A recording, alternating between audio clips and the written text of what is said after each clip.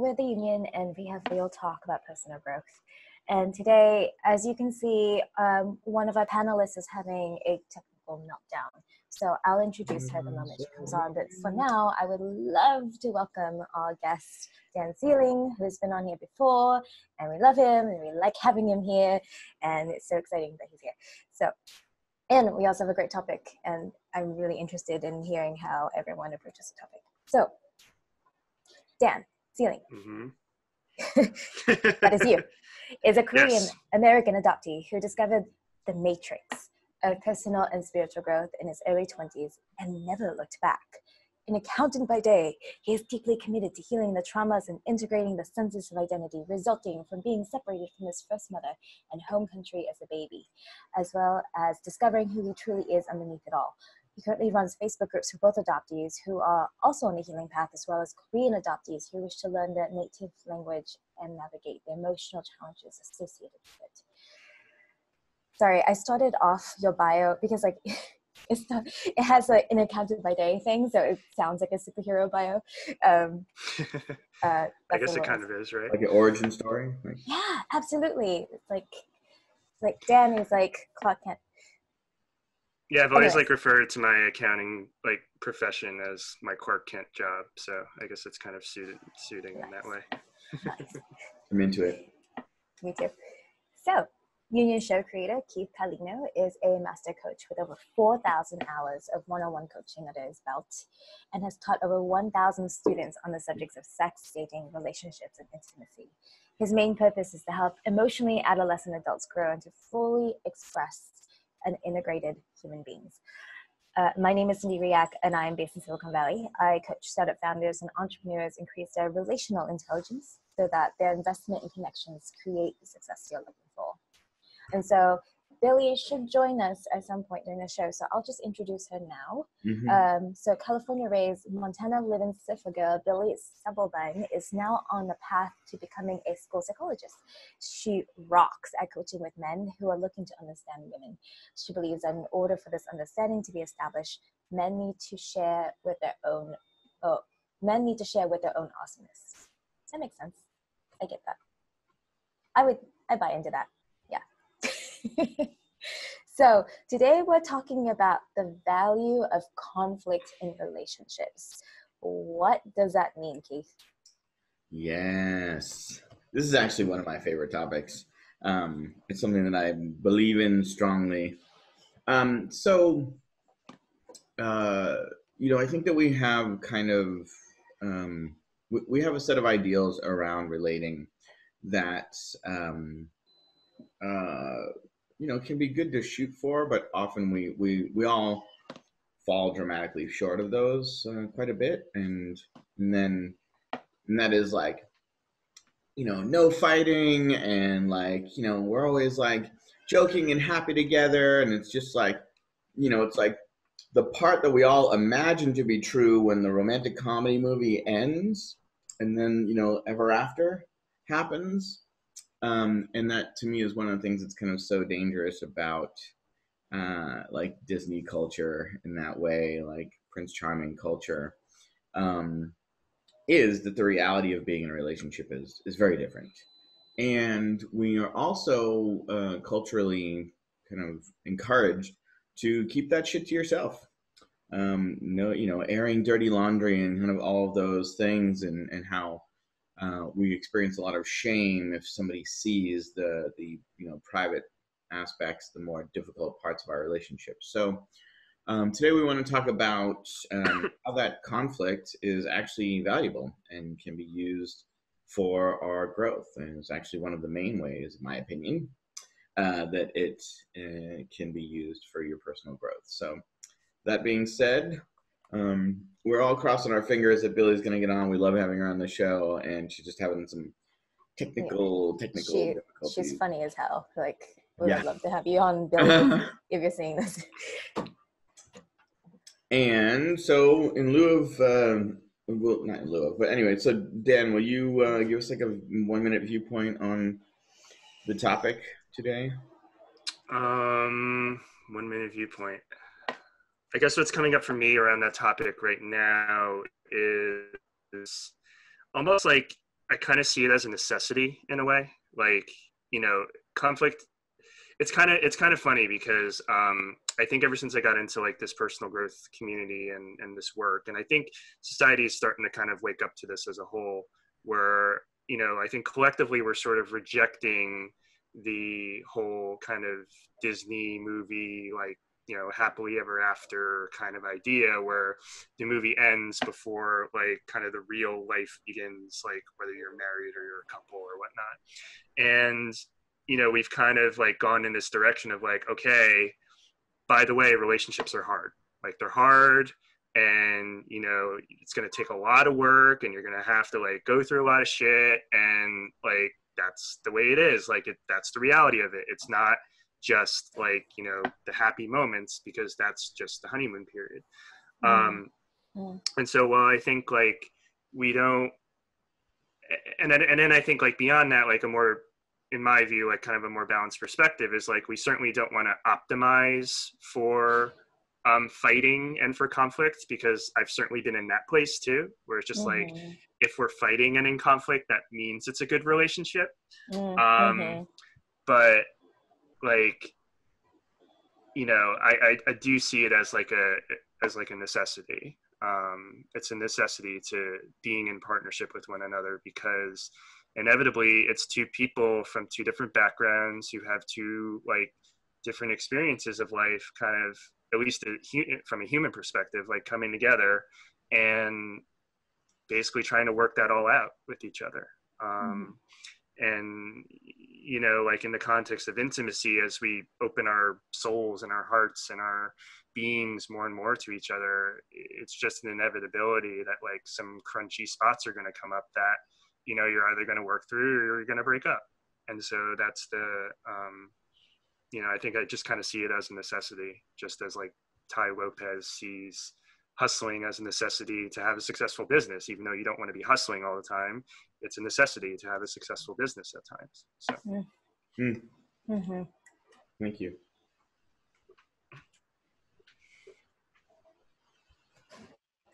Hang on, she's here. She's here. Sweet. She's just buried in attendee land. Don't know how to get my camera on. Boom. Interesting. She's almost here. Okay. Sweet. Billy! Billy! She's muted. I know. Billy, get on here! Turn your video on. We want to say yeah.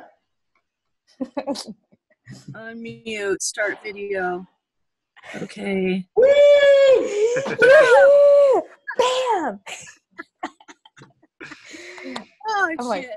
That was horrendous. And of course, the feminine has to be like, let's make an obstacle. All right. Yeah. Hi guys. Hey, what's Hello. up? Sorry for being late. No worries. No, not at all. Too much energy, apparently. Also, it's perfect timing. Dan just finished saying his like 1 minute viewpoint on the value of conflict in relationships. Oh, Would you like to give your 1 minute viewpoint on that? Yeah, jump in, lady. It's funny that this is coming up right now because, there's conflict that happens quite often. I think for me, it's more about like, do you have consent with the conflict or not? Like, and who are you conflicting with? Like, I think you could really trip out on this conversation, because when you say relationship, it's like, are we talking about your romantic relationship? Are we talking about, like, right now, I have a conflict with somebody that I'm colleagues with, and I'm in grad school, and like there's a level of like, okay, I'm used to just hashing it out, and I can be as inappropriate as much as I want to be, but in terms of this, there's like conditions where I actually can't conflict with this person.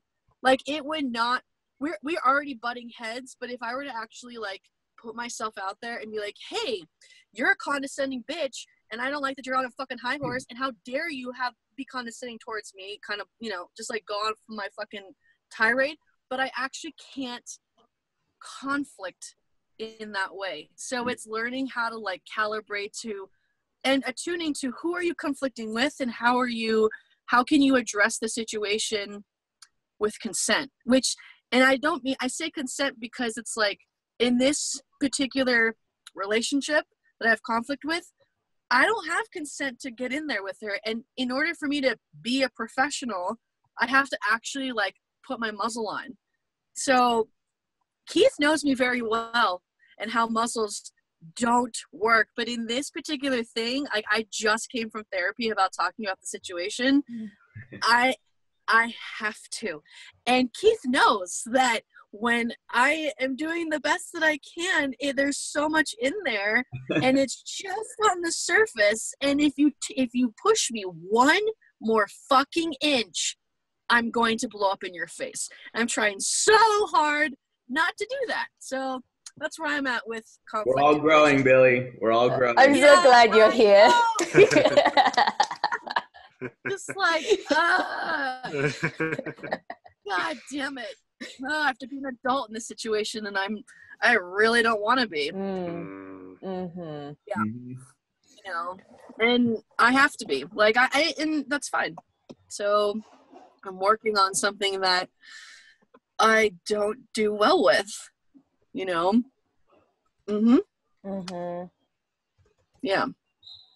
Love it. So that's where I'm at with it. Yeah. Cindy? Beard, hair, which one? I can go, you can go. Do it. Go. Okay. I just love what you just said, Billy, about I have to be an adult here and I don't want to because that's like a whole nother level of like consent and like we do it very implicitly, right? Like sometimes like one person acts out and the other person's just like, okay, I'm gonna have to hold the adult stance here. And then like when like that isn't like rigorously looked at and like there's like not enough like finger on the pulse of what is like the subtext of what's happening here, if like both people are exploding at the same time, it just like, and it just keeps happening, it just leads to basically the disintegration of the relationship. Anyways, so that's like on the spectrum where like that might not be valuable. And I just came back from a weekend where we did an exercise where we sat down at a table with our parents at the age of 4, and then we look at them from an emotional standpoint, and they're usually like young toddlers. So like and then we have to like visually like look across the dinner table and see our parents as at the emotional age that they are, which is very, very young now. And so like when I imagine myself in a relationship and like the parts of me that's like really stuck at a young age, I'm just like, wow, I'm like a 2-year-old screaming I have needs person over here, and that person over there is another like 2-year-old screaming I have needs person. And it's like, whoa, like this is either an opportunity to like heal and learn and like have like really deep fucking perspective, or it's just another layer of like creating more dysfunction.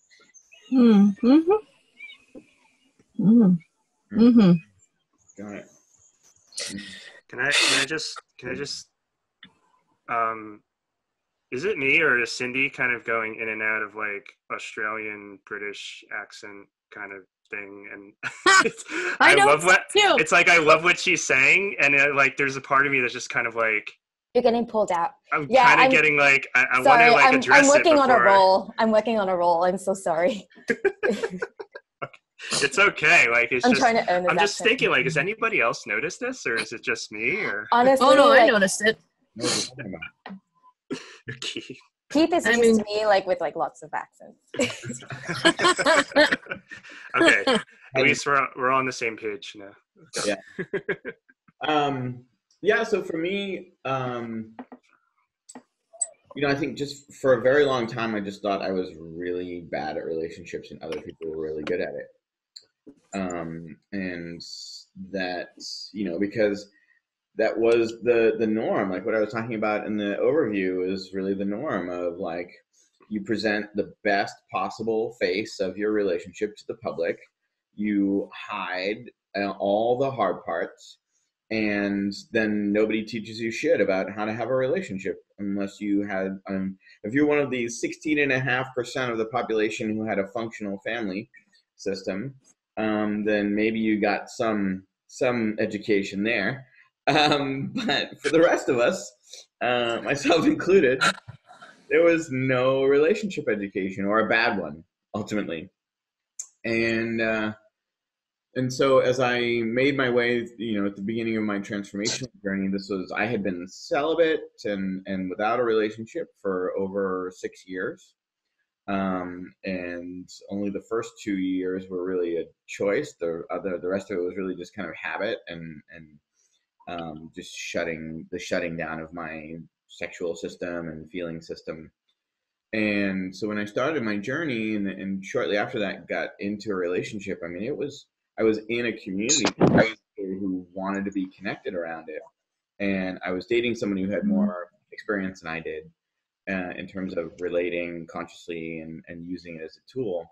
So it just really became this amazing idea that in my community, if my relationship was visible, then not only is that helpful to the relationship because I am by nature that accountable to my partner and myself and my community because it's visible, and also it benefits the community both as permission, as deeper understanding, as exposing my humanity, as permission for their humanity, as shame type stuff to come out into the light. All of those pieces become true. So that to me is the super important piece of bringing this topic up and farther out to the world. So that being said, if you're just joining us, welcome to the Union, Real Talk About Personal Growth. This week we've got returning champions Dan Sieling and Billy Stubblebine. What did I say it wrong? It's okay. It's fine. You always say it wrong. Stubblebine. No, it's Sydney that says it wrong. No. When in doubt, throw your partner under the bus. I love you. And we are talking about the Wait, value what's going on? I don't understand. They're outside the joke. Fine. I've only known her for 10 years. It's okay. It happens. Everybody gets it wrong. Billy, I love your hair. Oh, thank you. Yeah, I do too. I don't think I've seen you since the beginning of the year, so. It's been a while. It's Mhm. been a while. Yeah, I like my hair too. I don't think I haven't dyed my hair since I was in high school, which was half of my life ago. So I was like, I'll just bleach it for the summer, and then I'm just like, I don't know how long this is gonna last, but it's here for a while. So yeah, I'm excited. It's a great look on you. Yeah. Thank you. Sorry, Keith. You wanted to say something serious. You go. Not necessarily. I'm just inviting the discussion to begin in this wonderful pot we have called the Union. Let us all contribute for our stone soup of a conversation. We were discussing. Or not. Sorry. Oh man. Yeah. All right. Apparently, there's a lot of electricity in this topic. Oh yeah. It's the only thing that I've been working on for like the last month. So it's perfect. It's literally perfect. Just so you know. Yeah, over here. So I sometimes it happens naturally, but today I feel like forcing it, and then we'll see how that goes. But I love it when we talk about like how things used to be, like at the top of the beginning of the show, like just if there was a time before you thought there was value in conflict, if there was a time like how relationships were for you before you were a practitioner of whatever stripe you're a practitioner or something like that. Yes, ma'am, please go. Yes. I am a natural born ghoster. Oh. Like as soon as I like, especially like when I was younger and I was in relationships, like as soon as I felt like they were going to be angry at me, it was like, no response. Like I wouldn't even talk to them for days. Like that was my thing. And like now like I still do it a little bit, but the turnaround time is a little bit faster. So if you suspect that I suspect that you might be angry at me, that might be what that's happening.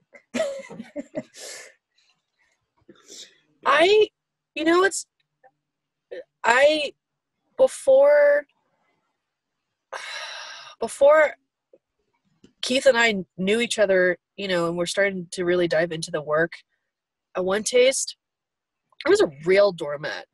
I was a doormat. I was a pushover. Like, I had a really hard time with angry women because of just childhood trauma. And so conflict for me was like really hard. And like I used to get like physical, visceral responses around conflict and like women yelling, especially towards me. And I used to remember being like always in this heightened state of anxiety and walking on eggshells to appease other women, so that they wouldn't get angry with me. And I like, it's funny how that stuff sometimes still creeps up, because I was like, okay, this is the thing I'm going to work on. I'm going to like deal with my own anger. I'm going to deal with the trauma that I had in my childhood and like do all this stuff. And then still to this day, there are times where I just want to fucking run away too. Like I was a total runner. I didn't have a lot of deep, intimate relationships because I didn't want to deal with conflict. And now, after moving through what a finite and infinite player is, which is just like knowing on the other side that person might stay. And if they don't, I might be deeply hurt by that. But at the same time, I'm like, okay, this person isn't supposed to be in my life then. Because conflict, no matter what, is going to come up. There's always, and it's how you address it. But also, like, maybe you fuck up and you're like totally messy and like it's unhealthy, and then but you still get through it, and then you get the healing from being on the other side with that person, and I think that was like a huge thing for me coming out of One Taste, is like I could have all this relationship and people that I don't see, nobody fucking comes here. Laurel came here maybe a month ago, which was amazing. But even then I hadn't seen her in like 4 or 5 years. And it's like nothing's changed, which was the thing that was really scary for me, was the abandonment, stuff, and being abandoned and not feeling loved because, I might get in conflict with someone that I care about. Yeah, that shit is real. Like I think that's why I'm a runner too. Is like I gotta leave them before they leave me, because like that hurt is just so fast. Yeah. Not me. I fucking cling on for dear life. White knuckle grip. Will not let go, no matter how much you kick me in the face. Yep. Like.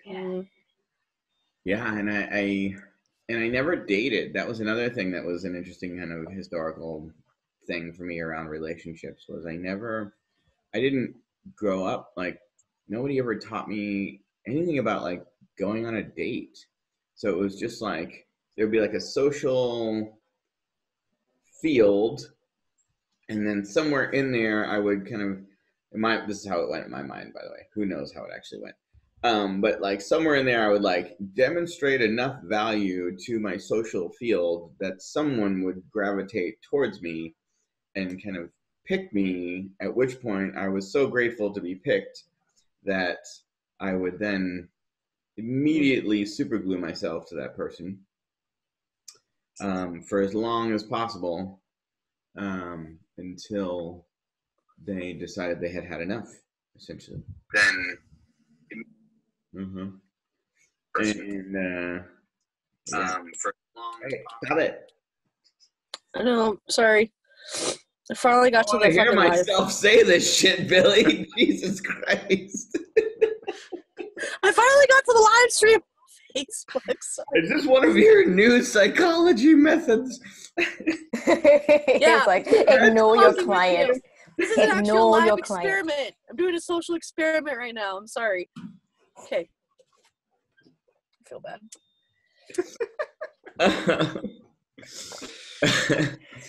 Yeah, like, and I think then as I got older, because I didn't really start much of a spiritual personal growth journey until my mid-30s. So like, yeah, all of 20s and early 30s. Well, like I said, 27 to 34 was pretty much very shallow relationships, not really much in the way of romantic there were a couple of like test things here and there, but prior to that it was really like I just wanted to be with, I'm just terrified of being alone. I think that's really the bottom line. I'm terrified of being alone, and if I can find one person who can put up with me for longish periods of time, I will, sacrifice all of my soul and my boundaries and my health in order to maintain that. That, my friends, is why I've been going to adult children of alcoholics and dysfunctional families for the last 5 years. You too can free yourself of these challenges. Strange and unusual patterns. I'm joking. Yeah. Sorry. I feel like this is almost like kind of a perfect segue into see what seems to be kind of all the craze lately is like attachment theory and attachment styles and all that kind of stuff. And the truth be told is like I think the deeper I've gotten into my own journey, the more I've actually questioned like what my attachment style actually is, or even if I have one that kind of conforms to the system, or I don't know, because I think the bottom line for me is that especially in this current partnership that I'm in, like the one thing I am realizing is really how deep my own trauma is, and in a way that even after like 10 plus years of being in personal growth communities, like just like kind of being unaware of it, because it feels like it's really like embedded into my cells and into my psyche and into my being, given that like at least for me, like it happened so early on. Like the separation from my first mother happened like shortly after I was born, and I don't even think I am fully aware of and awake to like the impact that has had on my system, because like I can certainly name off all the patterns that that I do, and I think all of those are symptoms to like the issue of just having been abandoned like as a baby, and not just that, but even like I'm starting to get into work like with ancestral trauma, and just like what was the trauma that my mother in Korea went through to like have to be put in a situation where she had to give me up for adoption, and what was the social system that she grew up in, what were her parents like, what was her partner at the time like, and all that kind of stuff. So I think I feel like I'm tapping into now just an idea of really how deep all of this runs, and I imagine it does for all of us too. Like yeah, I'm certainly not at a place where I don't know if we'll ever be at this kind of place where it's like, okay, like the journey, obviously the journey keeps going, but like the trauma aspect of it is like for all intents and purposes resolved. I don't know like if if that can be a reality. I hope it can. Like, I don't know like what it's going to feel like if it is, but I don't know. I guess I just feel like I'm still chugging away at my journey here, you know. It's kind of like the only thing we can do is like chip away. That's kind of true.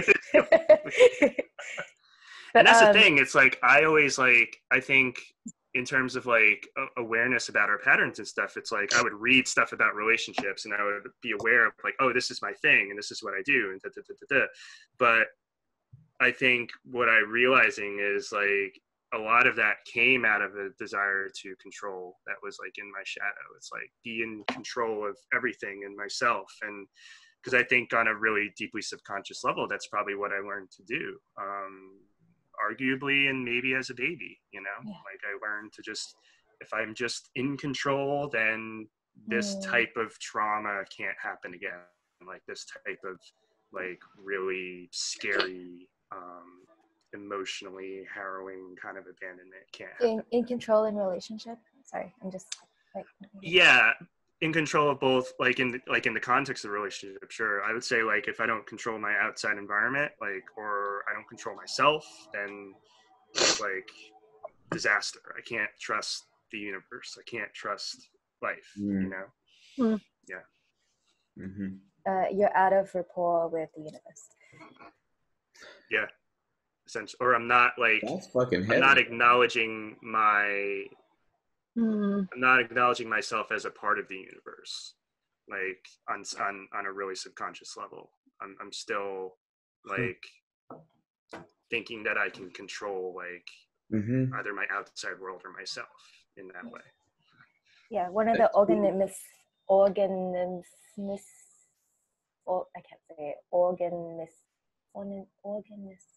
right that we have is the right to exist, and that breaks in rapport before 3 months of age. So like if there's like something in the system that says no matter what the outside stimuli is, and the system registers as I don't have a right to be here, like that's out of rapport with the universe. Yeah, and for me it's like I don't have a history of like my family. I don't. And so, and I also think I'm realizing the very somatic implications that has, because it just feels like there's this dark hole in my system that is not filled with anything. And I don't know what exactly I can fill it with, or if it can be filled, or, you know, we'll see.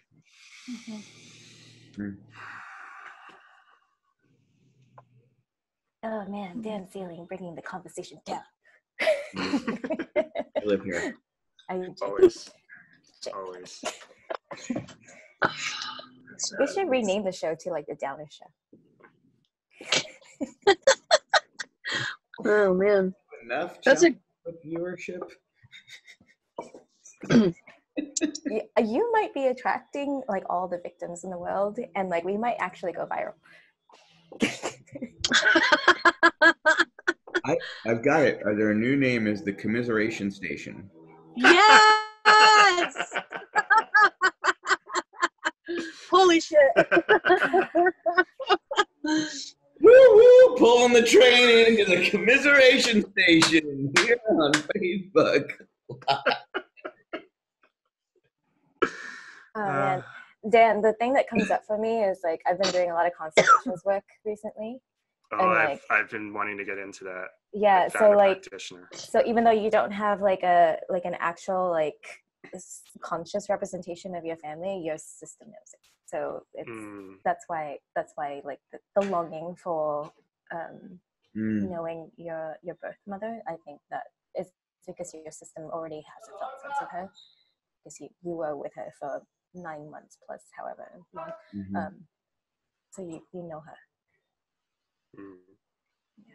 Thank you for that. You know, it's interesting when you talk about historical trauma, because, you know, they've done studies that show that trauma can not only genetically change your DNA, but it can also be passed down to generations. And I didn't even think about the stuff that's happened before my time, before I even existed, that was going to affect me. right? Like, I don't know anything about my mother's side of the family because they were fleeing from the Nazis in Italy, in Mussolini. Like, I found out recently that, my great-grandfather was a train conductor, and they were trying to get him in Italy to bring Jewish people to, like, camps, to concentration camps. And I didn't even think about that kind of huge monumental shift that my great-grandfather had to go through that passed down and somehow affected me in my life. If we're talking about like cosmic stuff. And it's just a huge unconscious thing that like floats around that I haven't even grasped onto yet. And it's huge how things like that can affect us, that we're not even alive yet and we have already things coming down the pipe that's going to affect us in the future. And it's really cool that Dan brought that up, but at the same time, that void is like, isn't that the thing that we all struggle with as humans? Like, what is that thing, and how do we, like, that's where the addiction pieces can come into play, because we're trying to fill this thing that will never be filled unless you're filling it with something, I don't know, like spirituality or whatever. Like, I like that flip of the coin is like, we can either go into our addictions or we can go into like the spiritual realm and try and figure that shit out, which is something that I've been trying to do since I've, learned about that a couple years ago. It's like, what's the deeper thing? What's the deeper purpose? Like, I'm going into school psychology, and I'm the oldest non-traditional student in my cohort, and it's like, I first of all, nothing compares to what Keith and I have been through at One Taste. I'm sorry, but like, nobody knows what that was like. Nobody will ever know unless you were there. And I look at these 20-year-olds and I'm just like, yep, you're going through it, and you're going through it on a different path than what I went through. And this is nothing compared. Grad school is nothing compared to what I went through in my 20s. But at the same time, it's like, maybe it's just, that was just my way of like filling some void or trying to find this deeper truth. And I did it in this one way. And now coming back into grad school, that's intense. It's like, no, you get your shit done. You have good time management skills, and I'm just a professional, like, check, to-do list checker offer. Like, that's all I do, Yeah. And there's some self-discovery, but it's like, no, there's this thing that we're trying to figure out, and all of us as humans are trying to figure it out. And if you have a good connection, awesome. And if it wasn't a part of your growing up to be a part of that thing, it might be more of a struggle for you. Mm-hmm. Yeah, for sure. We're not even talking about internal conflict in our own relating to ourselves. Mm-hmm.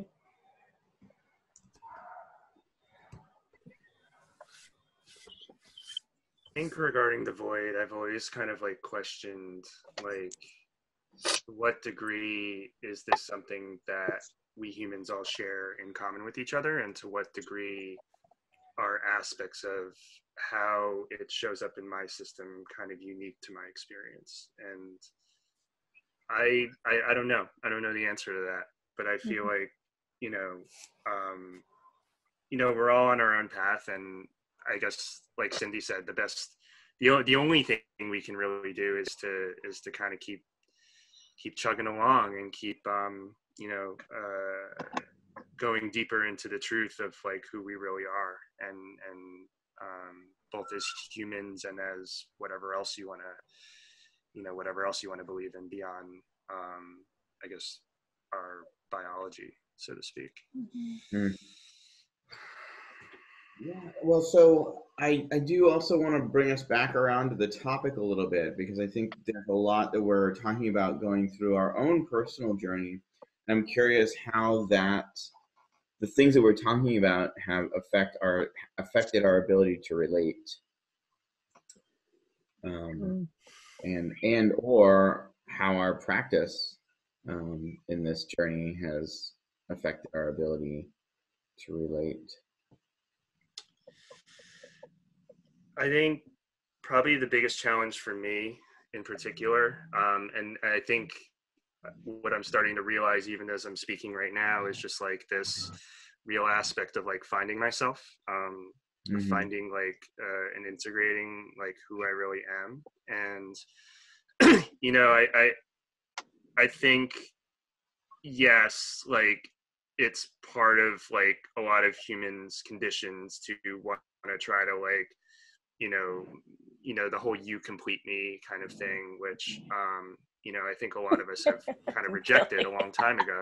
Like your face. What's that? Sorry. Her face. She had like the eyebrow raised. Trigger word. As soon as you said "you complete me." Okay. Yeah. So you know, I imagine you know a lot of us have rejected that like a long time ago, and I do think that our relationships kind of serve as a mirror in a lot of ways to, you know, who we are. And I think especially to aspects of ourselves that like we might not even be aware of, hence why we get triggered, and hence why we, you know, get into these conflicts probably with people in a lot of ways. And, you know, and I think that's kind of been the journey for me, and like, and that's been like the real challenge for me in my relationships, because the truth is I've always wanted to find the one. I've always wanted to find like, you know, my twin flame or my soulmate or whatnot. And, you know, I think, yes, for me, like there was definitely kind of a healthy sort of detachment from that idea over time, but also I can't help but want to know, you know, the truth. And I think when you start to get into more of these esoteric kind of spiritual concepts, especially in, you know, the context of relationship, yeah, it can all be really confusing. And I think that's been my struggle, is really trying to find like what the truth is, so to speak, as it pertains to my experience and as it pertains to reality in general. Mm-hmm.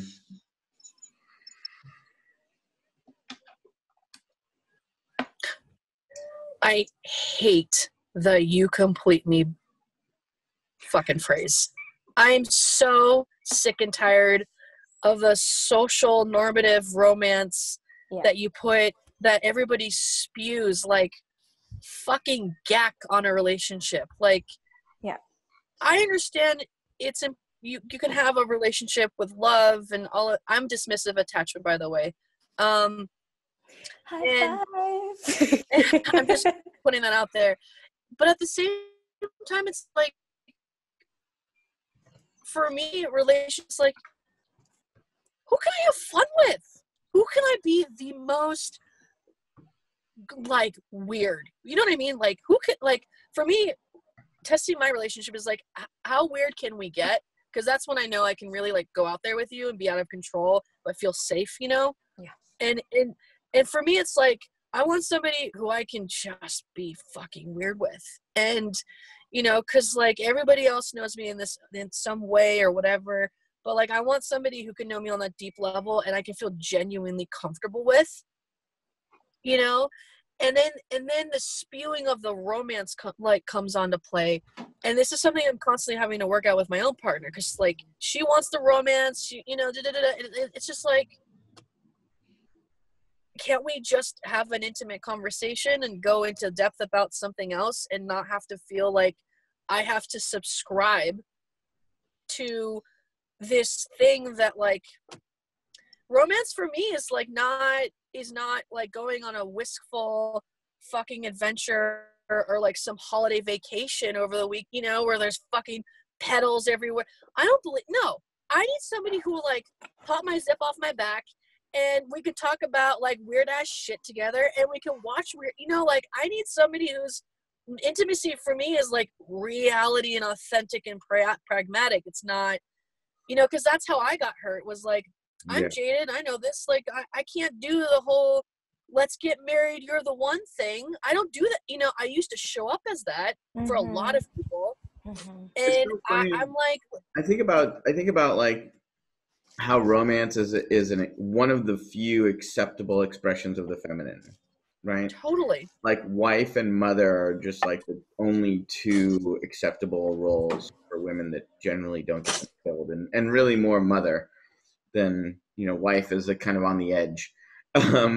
You know, and just like how does that play into, because what you're talking about is like, you know, how does that play into your relationships? You know, how is this one, you know, how does that tie up? Because for me, it's just like, oh, there's an acceptable way that the feminine can receive attention, essentially, right? And it's through this kind of, you know, highly stylized idea of interaction.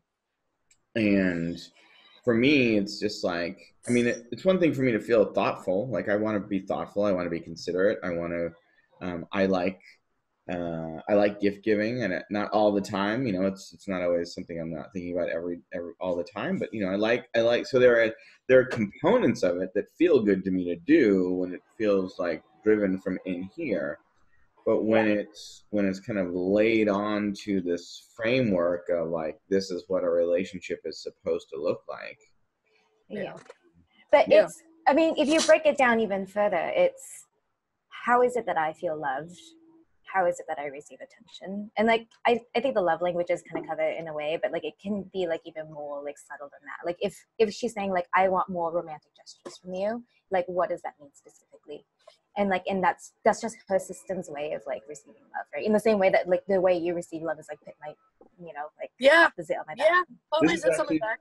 This is such a great point as far as the topic, because so in terms of like, one of the things I think people get confused generally is like, I'm going to love people in my love language, and that is often a point of conflict in I'm like, Duncan, you don't have to clean the floor. I just need you to listen to me when I get pissed off. Like you don't have to like go and like do all these things, because like he's definitely like acts of service, and that's not what I'm needing in the moment. I just need you to be present. I need quality time. I'm like a big QT person, and like in physical touch, like just come over here, hug me, look me in the eyes, and say you're okay. Like that's all he needs. And like, and he goes into like a big fanfare around like fixing everything. And I love it. Because that's his way of showing me that he loves me, but that's not how my system is receiving it. Right. Yeah. So there's some combination of like compassion for, we're conditioned to love as we want to be loved, and also expression of, you know, loving in the other person's how they want to be loved as opposed to how we want to love them.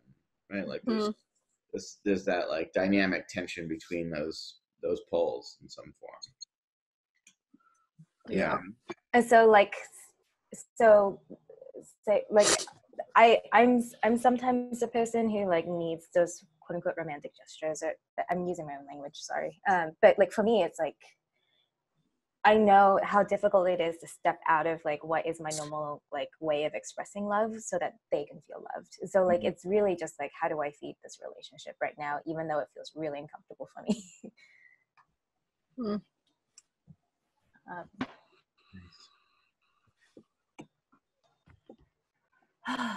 But we're like really dancing around the conflict piece, aren't we? Keith just strokes his beard. That's a confirmation. Well, I think this is like, there is a shame not in just admitting publicly that there is conflict in your relationship. That is instant failure.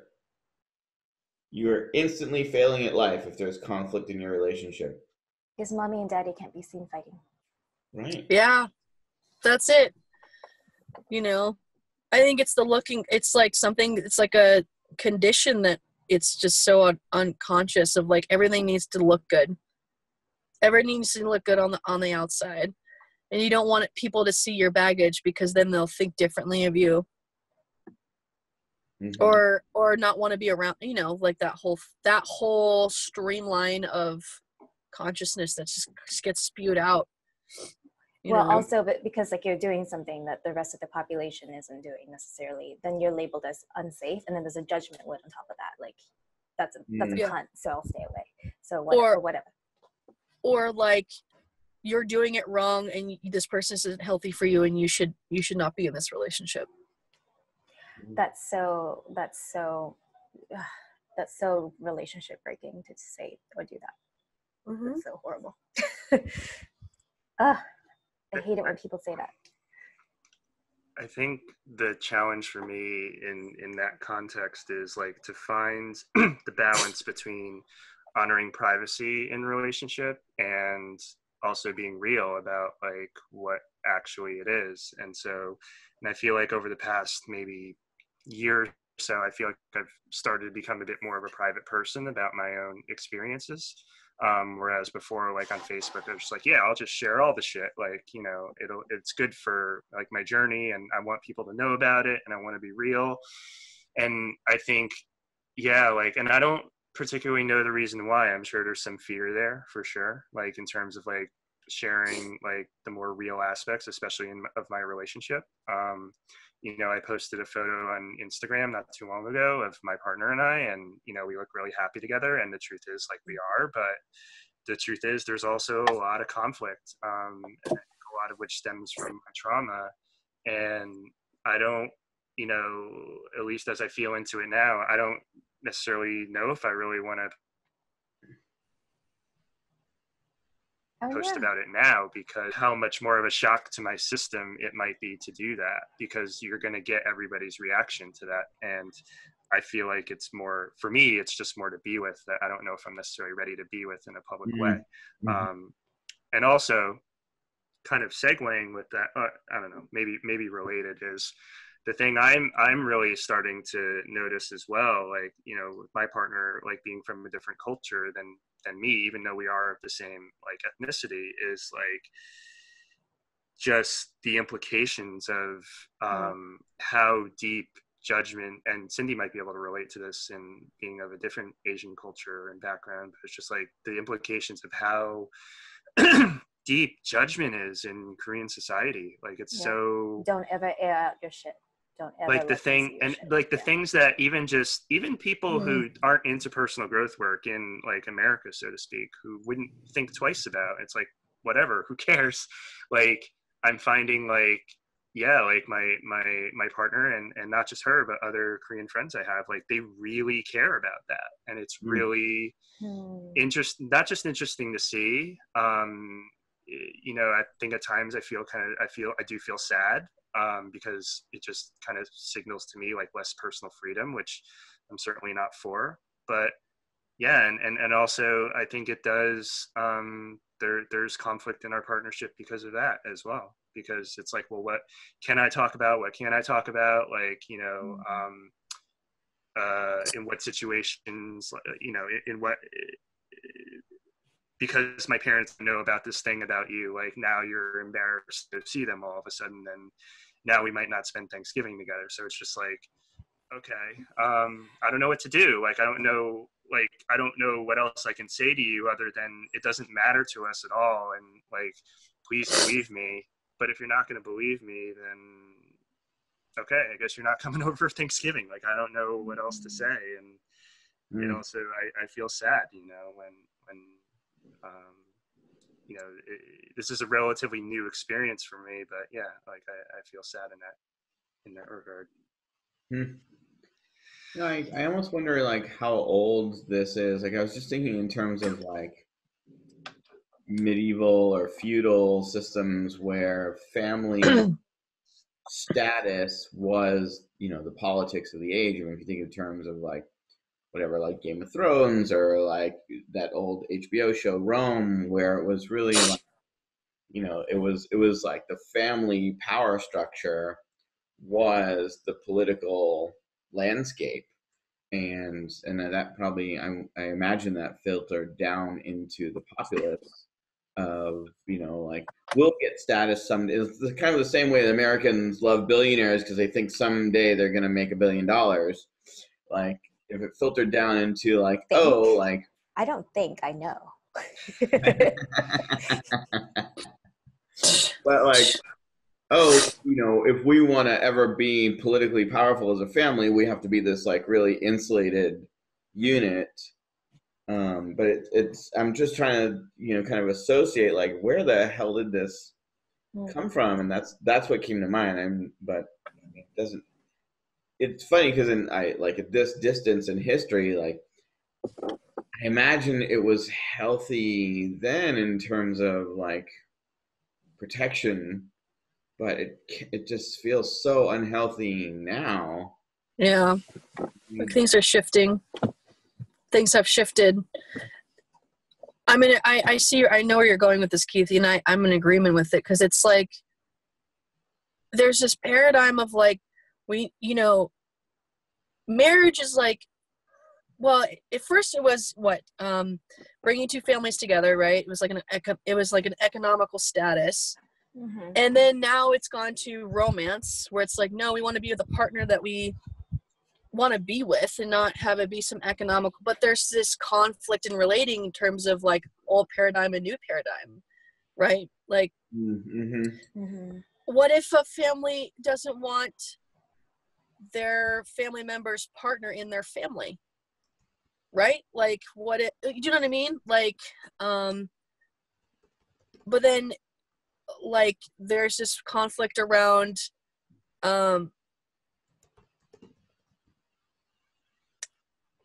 I don't care what, like, I have this thing where it's like, I don't care what my family thinks, but I do. Like, I want their approval, but at the same time, I have to constantly practice myself wanting to be with my partner because she's good for me in these certain areas that, like, I want and need, right? But she doesn't look good on paper to specifically my mother. And there's so much conflict between just that in general. My mom wants to control who I'm with, and the people she wants me to be with is nothing. And it's like, the fact that you even think these people are good for me means you don't know me. Yeah. And you don't know what my needs are. Yeah. And it's, and so there's this back and forth constant barraging of like, I have to constantly practice owning my relationship and what my needs are and not what my family needs are. Mm-hmm. And that's huge. Yeah, because there's this whole loop around like the shifting from the idea that like you are a reflection. So, you know, you're a reflection on your mother. And so therefore you must caretake that reflection, like the outward appearance of that reflection on your mother and her ability to mother, basically. Yeah. Your life is essentially her customer service record of being a mother. Yeah. Oh, that's good. Even if it's internal, like, this is a reflection of whether or not I'm a good mom to myself. Yeah. Right. Which really sucks. It's so selfish, and like it's very straining on our relationship. And the truth is, my mom and I don't have a relationship. Yeah. We don't really have one. Yeah. Yeah. You know? Yeah, I feel you in that regard. Yeah, I guess like we're nearing the time, so I just want to say like this one piece really quickly. But the contracts that we have with our parents is mostly, I'm a very, very young child, and I see that you're suffering, and I seem to be hopeless or helpless around like resolving that for you, but I will die trying to help you. And the way that I do that is I take on that suffering. I take on all those pieces of the way that you're suffering, and I will take that and I have it written in contract in blood. It's in my genetics. And it's a really confounding thing to step out of. Like, when am I going to stop being like this? When am I going to stop like going around, like looping around the drain in this way? Like, it's such a huge piece. And it gets brought into relationships like smack. Like, I need to relate to you like this because that's the only way I know how to relate. That's the only way I can get my needs met. Well, we don't have a mainstream understanding of the limbic system, so it's just this take it on thing that you're talking about, as opposed to just a sympathetic, an empathetic, sympathetic relationship of like, oh, I understand what you're going through, so I can help provide for your needs, and not like I have to like shoulder this thing now unto eternity. Yeah, I I think, and I hope that conversations like this continue to be a part of that shift that Billy was pointing to. Yeah. It is the top of the hour. We do have to wrap up. I do want to say for everybody out there that Cora is now moderating the Union Life, which is our group for the show. And we are getting everybody, not everybody, but people who are interested in participating further in the conversation scheduled in like one-on-ones with Cora and the group sometime after the weekly show airing. So I think, Billy, you're getting scheduled with Cora to be on. Is that right? And Dan, maybe Dan too. Yeah, I saw a message request in my Facebook. I haven't looked at it yet, so cool. I'll take a look. So we would love for more people to join the group and join the conversation here. We can keep going on these conversations that they're important to have. They're important to have in an ongoing way, and that's why we are now over 2 years into doing this show. That's awesome. Thank you, guys. So we'll just kind of our popcorn style final thought moment.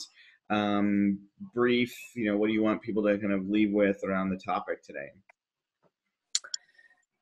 Conflict helps us be better selves. Like, I think conflict is the thing that helps us understand where we are, where we need to get to, and how we can get there.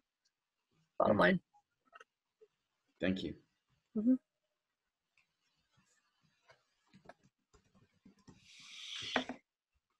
My turn. I think conflict, I'm definitely in agreement with Billy. And I guess the way I would phrase it is like conflict helps us understand ourselves more and understand who we truly are. And I think, with the last thing that you said, Keith, regarding just like the system of everything and how it seems like a lot of what this conversation went into was just like the rejection of that system, and then what do we create beyond that? And I think it's just going to be a continual sort of figuring out process, and I think conflict in relationship is definitely going to continue to be a part of that. Mm-hmm. Yeah, I want to say that, well, two things. One is the conflict is it's like friction between who you think you are and who you're being shown or reflected as, who you are showing up as in your relationship. And so there's a great opportunity to look at the delta, the difference between those things, and just see if there's any truth in what the reflection is, maybe more than what you think is true. And then I just advocate, if you've got a community that you feel close to, that you feel trusting of, even if it's just like you and your two other couple friends, that there's an opportunity there and to make an agreement amongst you to talk more openly about your relationship and the ups and the downs of it, and really help each other create better exposure in terms of what it means to be in a relationship and how that can be helpful. So I advocate for that. Awesome. I think being in an intimate relationship is the biggest growth accelerator that you have. And Sorry. No, it's not. Quack. God damn it. And conflict for me in relationship is when the two caregivers of the relationship notice that the other one is not caring for the relationship as much as they think they should be. And the more that we expose the conflict and actually stay in it, the more that we can pop out to the other side, so that we could learn how to be better caregivers. Thank you. Quickly, Billy, I just want to invite you to my next poker game. And yes, I will throw it all in. What? Let's do it. Why? Because I suck at having a straight face? You're a fucking asshole. You know that? I hate you. I get dinged all the time for my videos for testing children, because I'm always like, I'm so animated and I'm not supposed to be, Right. because I clearly tell them Mm. if they're doing it right or wrong. So Right. it's something I very much have to work on. Yeah. Okay. Oh my God. Well, we're taking you to Vegas. You can come to my house and pay me to work on it, essentially. I can't help myself. All right. Well, Billy, do you have any offerings? You could just say real quick and put a link in the comments. Anything you want to Sure. talk about? So I'm gonna be. I more than willing to do coaching, but like you have to want it. And if you know anything about my background, like I'll just bottom line it. I'm pretty good at it. But if you want to know further, you can totally just message me. Mm-hmm. I'm available to a very select few clients. So I don't have a lot of time, but for those who really want to do the work, you're more than welcome to message me. Nice. Thank you. Mm-hmm. Dan? I would say for the adoptees out there who might be watching this show and who are, interested in this topic and are looking for support, feel free to message me. I have a group on Facebook as well as, individual support where needed. And if you are a company that is looking for accounting services and you do good in the world and you want that financial foundation, also feel free to message me as well. Awesome. Thank you. Cindy, you got anything this week? I'm good for now. Thanks. Me neither. I'm taking clients very sparsely, but for the most part, I'm busy. And